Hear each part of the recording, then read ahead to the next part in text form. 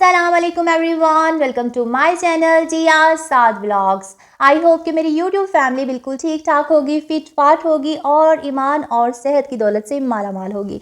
तो मेरी YouTube family, आज मैं आपके साथ शेयर करूंगी अपने 3 टास्क। आज के दिन मैंने अपने लिए 3 टास्क सेलेक्ट किए हैं, जिसमें मेरा सबसे पहला टास्क ये है, आपको पता है कि समर सीज़न स्टार्ट हो चुका है, तो विंटर सीज़न की जो चीज़ें थी जिसमें मेरे बच्चों के मैं कपड़े तो मैंने पहले संभाल दिए थे, अब मेरे बच्चों की जो चीज़ें आ रही थी जिसमें उनकी कैप्स थी, उनके ग्लव्स थे, उनकी सॉक्स वगैरह, जो वो सब मैंने वॉश करके रखा हुआ था और मैंने उन सब को इस तरह के छोटे छोटे कंटेनर्स में ऑर्गेनाइज़ करके रख दिया है। और मैंने इससे पहले भी आपके साथ शेयर किया हुआ है कि मैं इस तरह से ना कंटेनर्स में बच्चों की चीज़ें जो है ऑर्गेनाइज़ करके रख देती हूँ, फिर मुझे ढूंढने में प्रॉब्लम नहीं होती।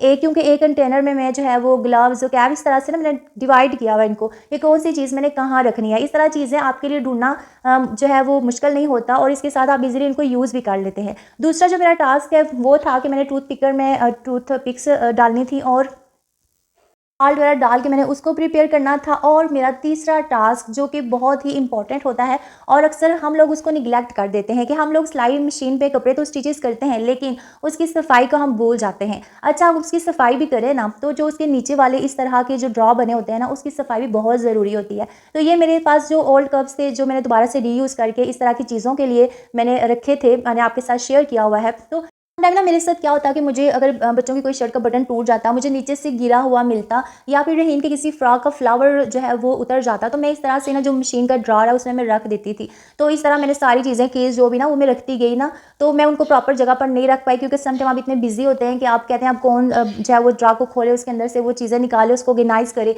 तो ये सारी चीज़ें ना ऑर्गेनाइज करने के लिए थी, तो मैंने ना वो सारी जो फ्लावर्स थे उसको मैंने फ्लावर वाले कप में रखा, जो बटन्स थे उसको मैंने बटन वाले बॉक्स में रखा, और इस तरह जो कीज़ थी ना वो सारी मैंने कीज़ का एक अलग से कंटेनर बनाया हुआ है, मैंने आपके साथ पहले भी शेयर किया है।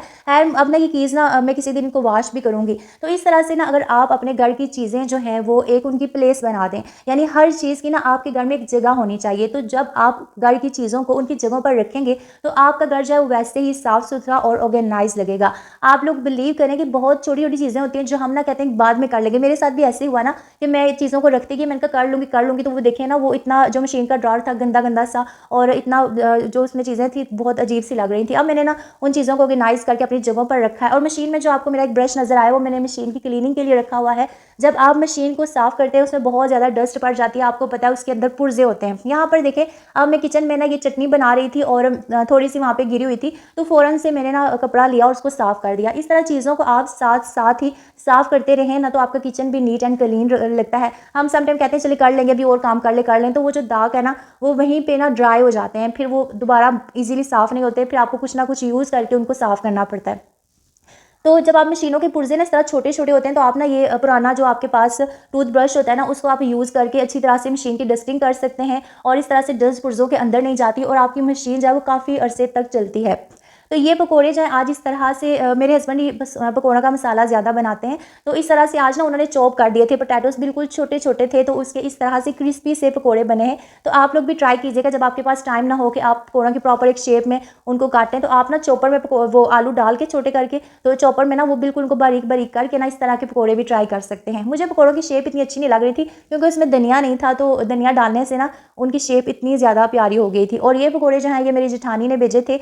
ये इस तरह के पकौड़े भी टेस्टी होते हैं जो आप फ्राइज़ की ना शेप में कटिंग करें अगर आलूओं को। तो आज ना मेरे हस्बैंड जो हैं वो अफ्तार पे कहीं बाहर गए हुए थे अपने फ्रेंड के साथ, तो मैं अकेली थी अफ्तारी के लिए, क्योंकि जो मेरी सास है वो जेठानी की तरफ थी, तो मेरी छोटी सी अफ्तारी थी आज, और ये साथ मेरे नेबर ने भी अफ्तारी भेज दी थी।